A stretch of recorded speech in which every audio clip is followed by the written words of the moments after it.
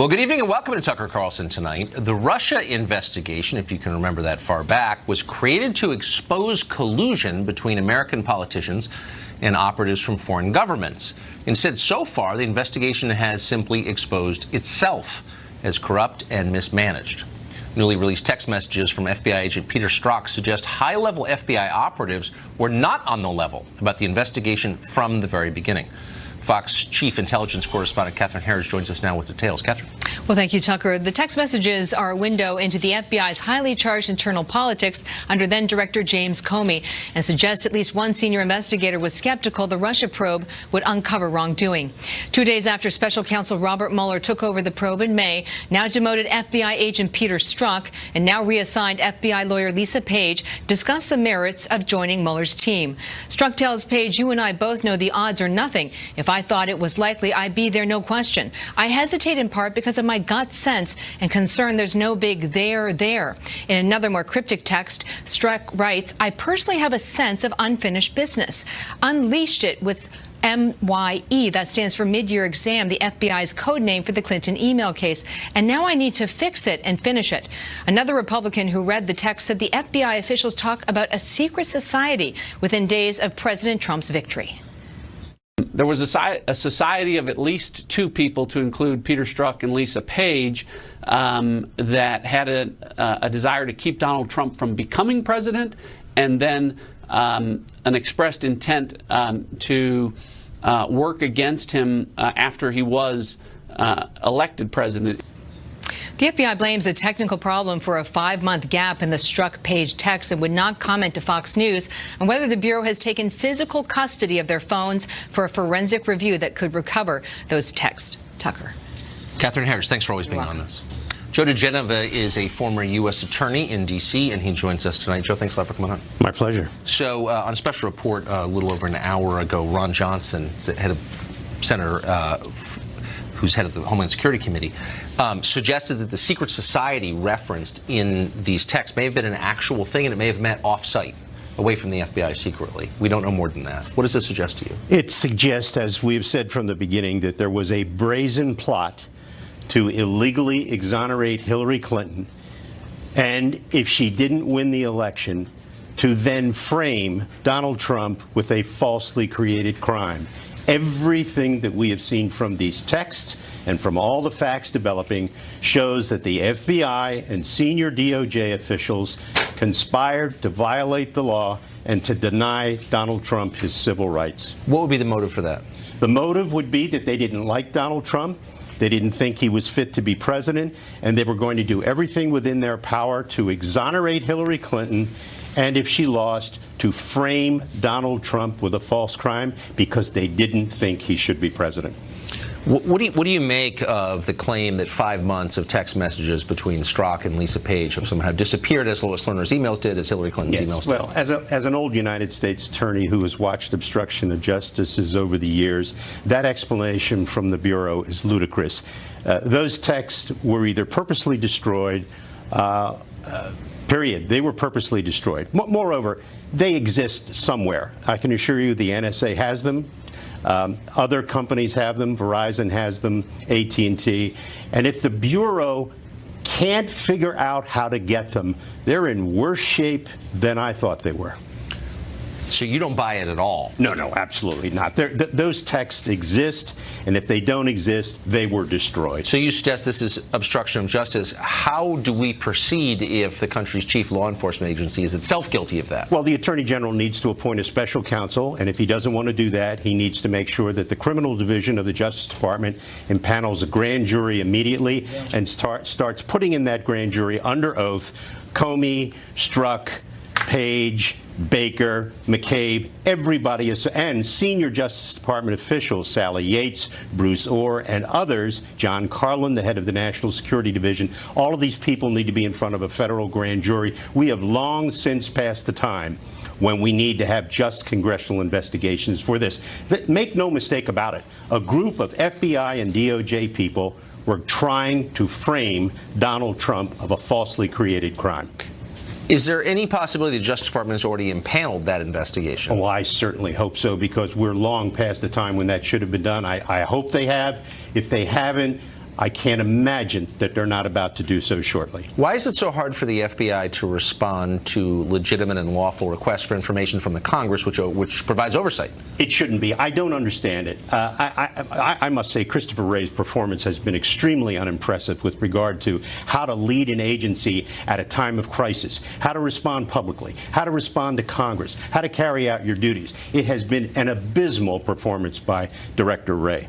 Strzok and Page apparently still working at the FBI headquarters here in Washington. Does that strike you as odd? Strikes me as very odd. I cannot conceive of circumstances under which agents in these conditions, with the kind of text messages that they exchange, knowing what we know now about the criminal activity involving the compromising of National Security Agency intercepts of 702 data involving private American citizens. I can't imagine how they can still be on the premises. Would they be cleared to see classified information? I certainly cannot imagine how they would still be cleared to see classified. But they have access to former colleagues, of course. We are at a point now where the FBI has lost almost all of its credibility and regrettably its integrity as a result of the conduct of James Comey, who remains America's most dirty cop. Terrifying. Joe DeGenova, thank you very much for that. Thank you. Richard Goodstein advised Hillary Clinton during both of her presidential campaigns. He joins us on the set now. Thanks a lot, Richard. Thanks for coming on. So the way it typically unfolds between you and me is I say, can you believe this happened? And you say, Hillary Clinton did nothing wrong. Right-wing crazies making up stories again. So let's try something new. We're going to do what we call the revulsion test. I'm going to read you a series of statements which are true, and you tell me if they bother you. How's that? Here we go. Let's try it. Does it bother you the Justice Department decided not to charge Hillary Clinton in the email case before completing the investigation into her or interviewing her personally? Does that bother you? What doesn't bother me is the fact that every good lawyer, every good prosecutor, every good judge, before the decision is handed down, pretty much kind of decides what the facts of the case and the law would be. And basically, because they have a deadline, they're not going to write it the morning of, right? So they want to write a scholarly document that's well received. So, of course, they know what the evidence is going to be. They knew what Hillary was going to say. This was no surprise. This was the suggestion that somehow or other that what she was going to tell them was going to be different when they had all the evidence in.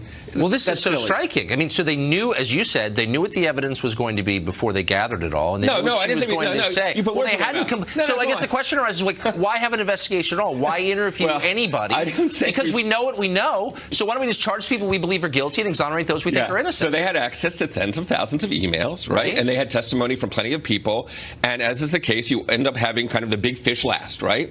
And you pretty much know by that point what that person is going to say because you have all the documentary evidence to support it. So it's not the case how would you know what she was going to say? I mean, unless you're clairvoyant. I mean, this is a living person. You ask specific questions. You don't know what the person's going to say. I interview people for a living. I don't know what they're going to say. Of course, right. And all I'm saying is they had the documentary evidence. She had it. She prepared herself for it. Look, can I just say one thing?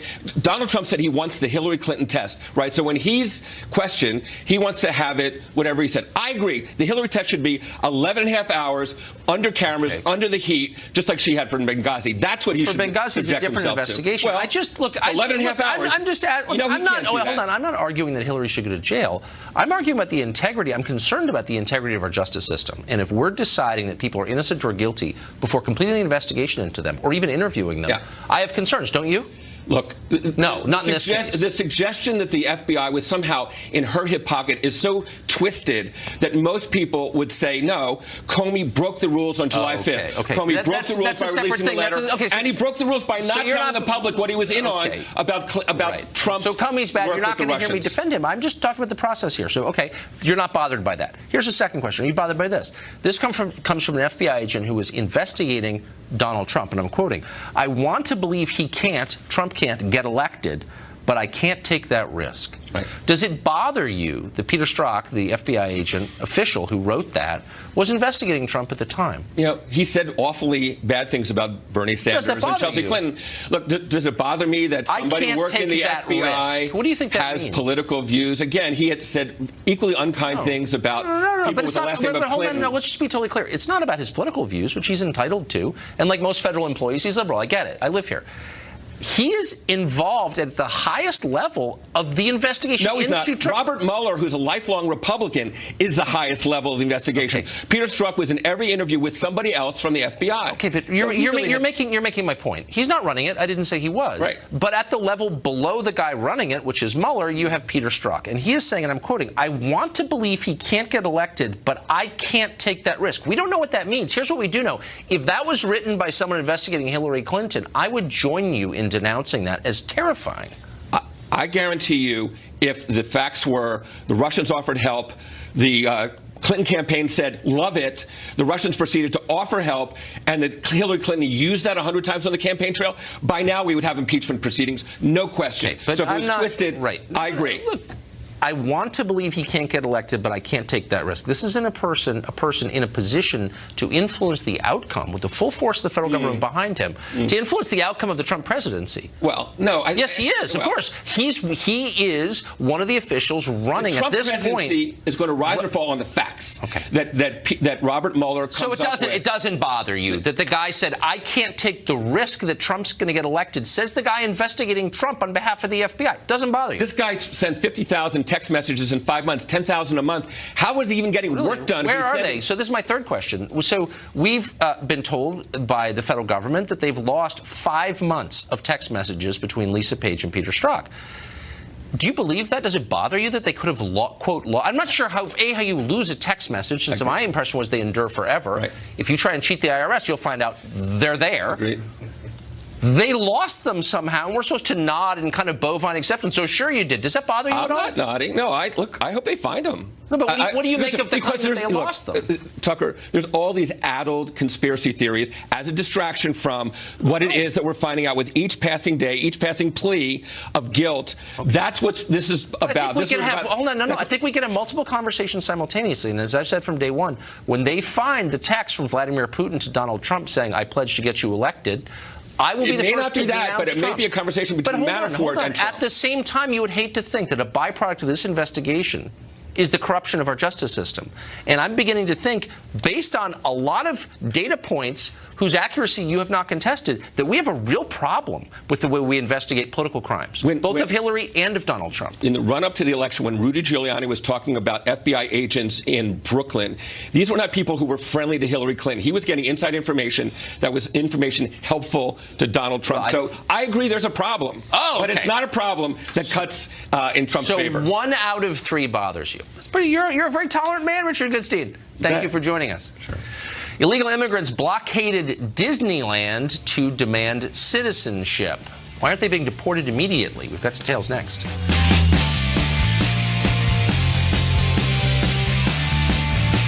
Tucker Carlson. Visit nerdwallet.com to find the cards that are made for you.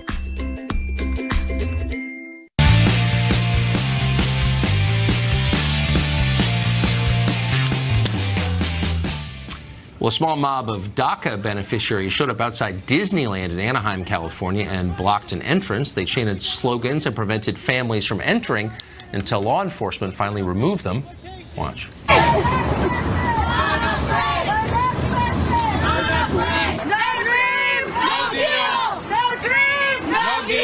Can you tell me why you guys chose Disneyland? This is where dreams come true, right? Disneyland is where your dreams come true. And we want our dreams to come true. So at least one group of illegal aliens isn't hiding in the shadows. Instead, they're screaming at tourists at an amusement park. Imagine what it takes to act this way. You show up in a country that's far better than the one you left. That's why you came here. Wouldn't you be grateful?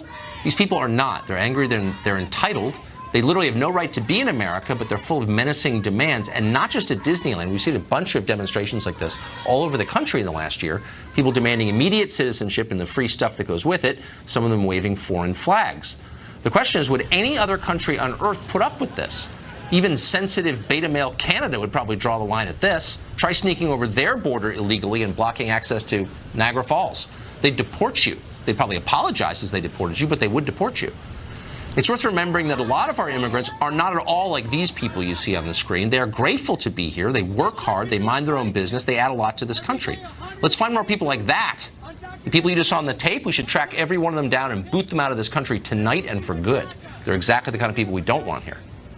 Of course, those protesters won't be deported. No one ever is. The current Democratic Party believes enforcing borders is a human rights violation. For 2 days, House Democrats have been savaging Senate Minority Leader Chuck Schumer for allowing the government to reopen without amnesty for people here illegally. You said Senate Democrats are getting their butts kicked on the shutdown debate. Is that true? I'm not sure the exact words, but the sentiment that we did a poor job in messaging is correct. I'm disillusioned. I think they're caving. Democrats are pretty good at articulating values, but a little weak on defending them. Kathy Sheehan is the mayor of Albany, New York, the capital of that state. It's also a sanctuary city, and she joins us tonight. Ms. Mayor, nice to see you. Good to see you. So I can't resist asking about the Disneyland video that we just showed. People here illegally blocking entry to Americans in an amusement park because they're demanding citizenship and free stuff. What country would put up with that other than ours? Well, listen, this is a country that values free speech and the right to protest. And these are young people who feel that they were given a promise and that DACA was a way for them. These are young people who were brought over here as children, not by their choice, as a way for them to have a pathway to citizenship. And this is a great country in that we allow people the freedom to express themselves. Why would we allow foreigners? By the way, why would you want someone in your country who's not grateful to be here, who's demanding of American citizens the right to vote and get benefits? Don't you want people who are grateful to be here and want to add? You know, every immigrant that I've ever met is grateful to be here. That doesn't mean that they're not going to stand up for their rights. And, I joined thousands of people across this country in protests that happened on Saturday from people who were born and raised in this country and who've been here for generations. That is one of the hallmarks of our great society. But they're not Americans, these people. But they have a voice. They have a right to a voice. Just because you're not from here doesn't mean the Constitution doesn't apply to you. If you're here illegally, that's well no, settled it's not, law. Actually, if you broke our law to get here, you don't have the rights that an American citizen have. Where do those rights come from then? So when you are here, you have constitutionally protected rights, and I think that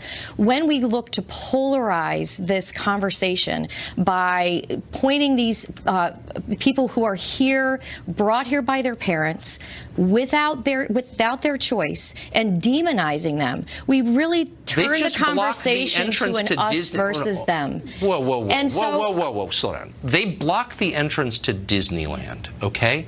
I didn't do that. They did that. Do they bear any responsibility for doing that? And there are Americans who use their right to free speech to block entrances, to shut down roads, and to protest things in this country. Do you see and whether you were born here or you weren't born here, it's not a matter of being born here. You have that right. No, it's a matter of citizenship. Citizenship is meaningful to most Americans. They think you're different if you're a citizen. And they want to be on a path to citizenship. Okay. These are young people who are working hard and who have worked hard. No, these are people who in the middle of a weekday were blocking Disneyland. So don't tell me they were working hard. So a new Harvard poll shows that 4 out of 5 Americans, 81% of Americans, want less legal immigration, a lot less. Where were their interests? Where are their interests in the modern Democratic Party? 4 out of 5 Americans of all political parties want less legal immigration. Are you aware of that? Well, and I think that that's really a stunning number, and it demonstrates that we need to do a better job of communicating how important immigration is to our cities and to our country. And you look at a city like Albany, New York. We have an aging population. A lot of the growth that's happening in our city is happening because of immigration. The #1 complaint I get from employers is that they can't find people to work. And so we've got a real workforce development challenge in the city of Albany and in the capital region, and immigration is helping to fuel that workforce. I wonder, though, so for example, I was just looking at stats provided by the Albany School District, and I think you've said before that your city's about 40% foreign-born. No, it's about 11% foreign-born, but we have about 40 languages spoken in our schools. 40 languages, my mistake. But that's a pretty high number. So in 2017, of 8th graders in Albany schools, 0% qualified. 0%, according to your stats, qualified in math. Well, so that seems to me like a crisis much larger than anything you're describing. The challenge is where the outrage is. The challenges in our school district existed before we had the immigration that we have that's now. Right. I'm not saying that, but I'm just saying, like, why? I wonder why I've never heard you as outraged about that as you are about, I don't know, enforcing federal immigration law. That seems like a crisis. Would you agree that's a crisis? 0% of 8th graders? Well, that's absolutely right, and that is why, you know, that's another whole conversation we can have about the work that we are doing to partner with our school district and to ensure that we're turning that around, and by bringing together our institutions of higher education, our business community, you know, our healthcare, so that we are addressing those issues. Do you think that bringing in more students who don't have English as a first language helps or hurts that? I think that when you look at what we are doing with our new language learners, that we are having interventions that are helping them to So it's a problem that you need to schools. solve. You just conceded it's a problem. You're trying to make the problem better, but it is a problem when you import people who don't speak English as a first language.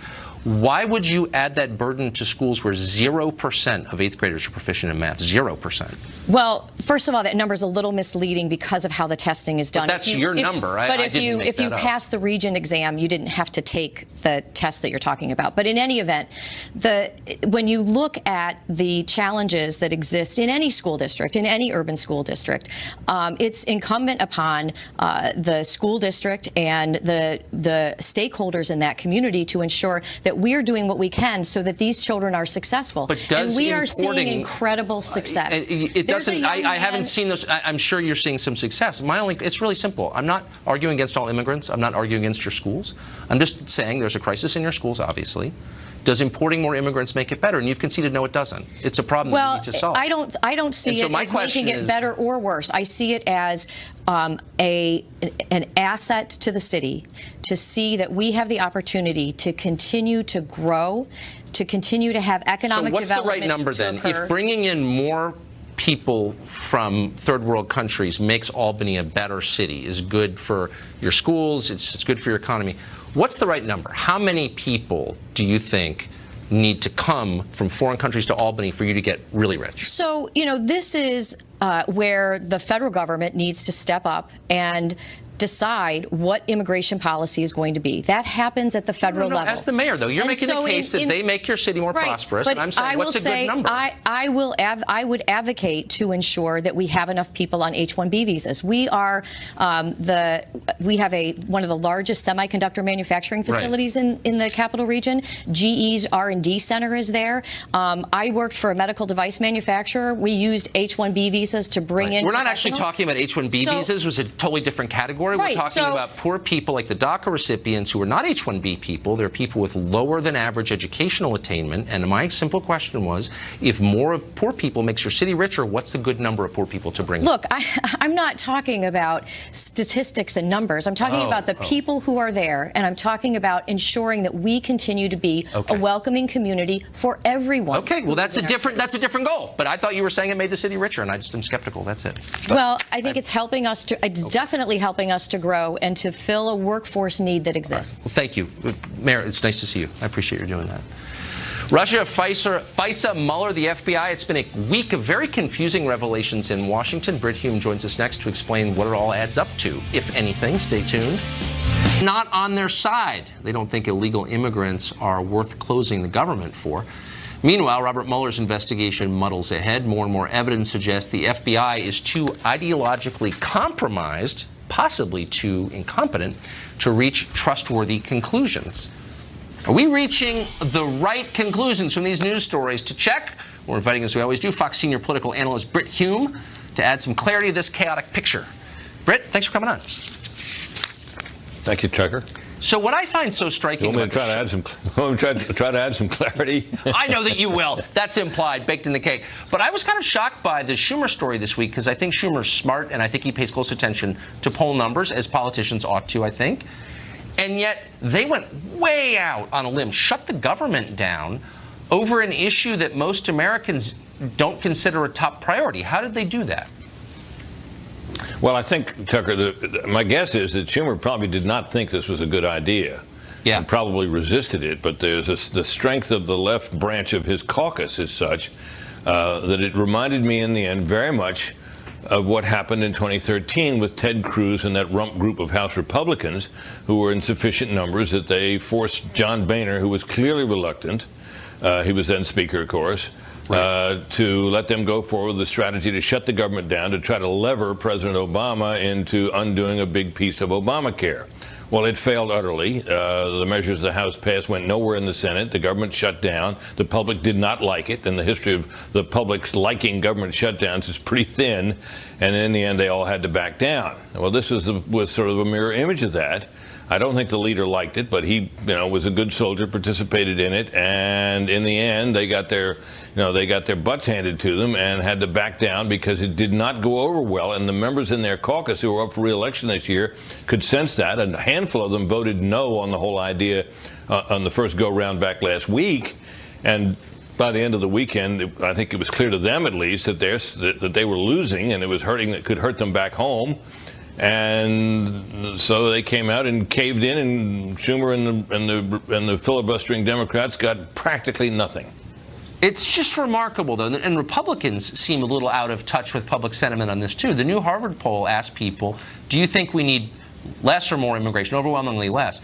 The number of Americans who want more people to come from foreign countries, and that's the consensus view in D.C. on both parties, we need more, 12% want more. I wonder why they're not aware of that. None of them seem aware of that.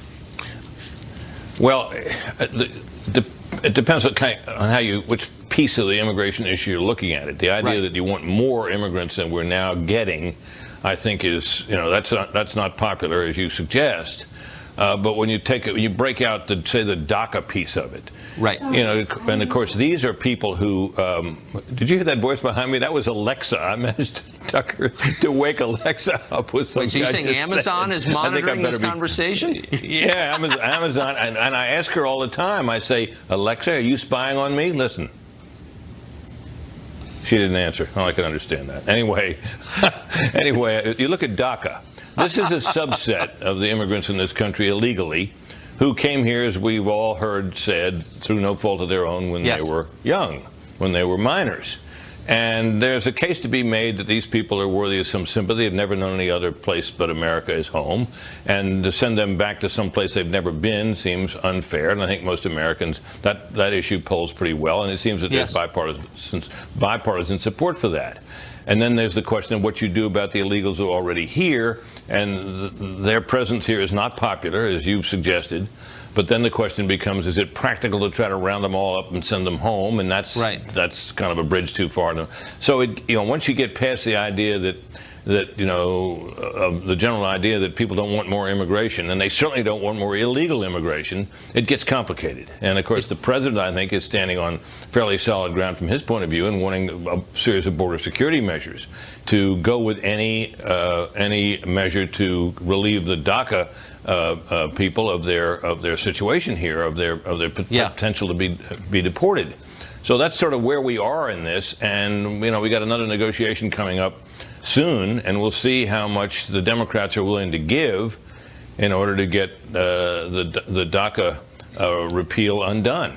I, for one, am looking forward to it. Britt Hume, thank you for the clarity on that. I appreciate it, and good luck with Alexa. You bet. Thanks. Thank you. An academic in California says it's time to put abortion-themed comedy on television, because that's hilarious. A supporter of that idea will be here next.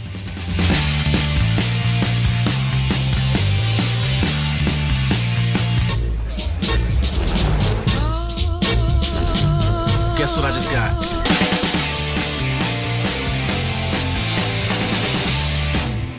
An Ohio abortion clinic is encouraging people to get abortions on the grounds that it's a good parenting decision. The clinic preterm has started a campaign called My Abortion, My Life. They set up 16 billboards around Cleveland. They extol the death of unborn children with phrases like abortion is necessary, abortion is your right, and in one case, abortion is a parenting decision. Meanwhile, at UC San Francisco, purportedly still a college, a sociologist is calling on TV shows to include more abortion-related comedy in order to normalize the procedure. Dr. Robin Bryman is a psychologist, and she agrees with the billboards and the comedy idea. She joins us tonight. Dr. Bryman, thanks for coming on. Thank you. Thanks for having me. So abortion comedy, what would you say is the funny part about abortion? I don't think they're using it as a funny thing. I think they're using it just to bring out to make it more of a real thing, or more of a, Sorry, I can't hear. Can you hear me, Doctor? One sec. I don't think they're using it as for comedy. I think they're trying to destigmatize it with women. Oh, do you say what? Why do you? And I think that sounds probably right. Why do you think there's a stigma around abortion? Well, I think in the world there's so much stigma around it. I mean, it's a very hard decision to make for a woman. It's a no-win situation if you're put in that. Why the stigma? I mean, why is it considered bad, do you think? Why is it considered a stigma? Yeah. Well, because it's ending a life for some people. Huh. Okay. So if you think but if you don't think it's ending a life, then there shouldn't be any stigma at all, right? Well, it's not one way or the other. I think it's a traumatic thing that women can go through. I think it's in a way it's absolutely ending a life, and in another way you're put in a no-win situation because sometimes people have no other choice. Okay, so then why would you? I mean, all of that. I mean, you're probably in the mainstream of views on that. Then why the impulse to make light of it, or as you said, destigmatize it in comedy, or put up billboards encouraging people to have abortions? Isn't that making light of it? Isn't that minimizing it? When, as you said, it's a very serious thing. I honestly don't think it's making light of it. I think it's just bringing out the issue of abortion, that it's an option. Huh. Well, is there anything about abortion that makes you personally uncomfortable? Absolutely. I mean, it's a very hard thing for women to go through. I think it's an absolute no-win situation for women. What does that mean, no-win situation? In other words, it means that a woman that has an unwanted pregnancy has to make a decision. And the decision is a no-win situation. She has to end the life of an unborn baby. I mean, I think you're right. So why do you hear people say, you know, we should celebrate it, we should convince others there's nothing wrong with it, it's not a big deal, it's a positive thing? Oh, it's not. It's a huge deal, and it's not a positive thing. And I don't agree with that. I think it's a traumatic thing that sometimes there's no other option. And that's why I do keep saying it's a no-win situation, because it really is.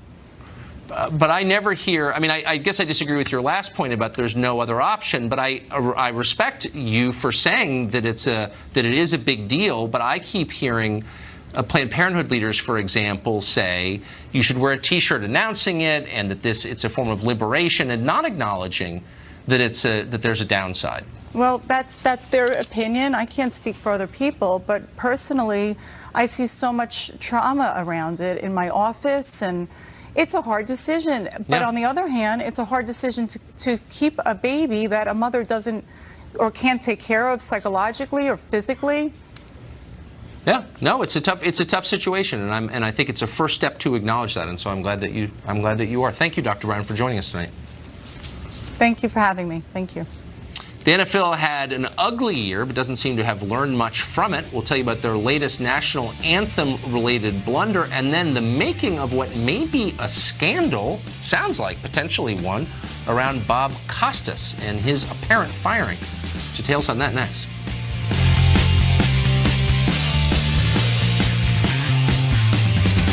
They're called the Branch Davidians. I believe David Koresh is the Messiah. In Waco, Texas. It's a polygamist. Military assault rifles. They're coming for me. We aren't afraid of the government.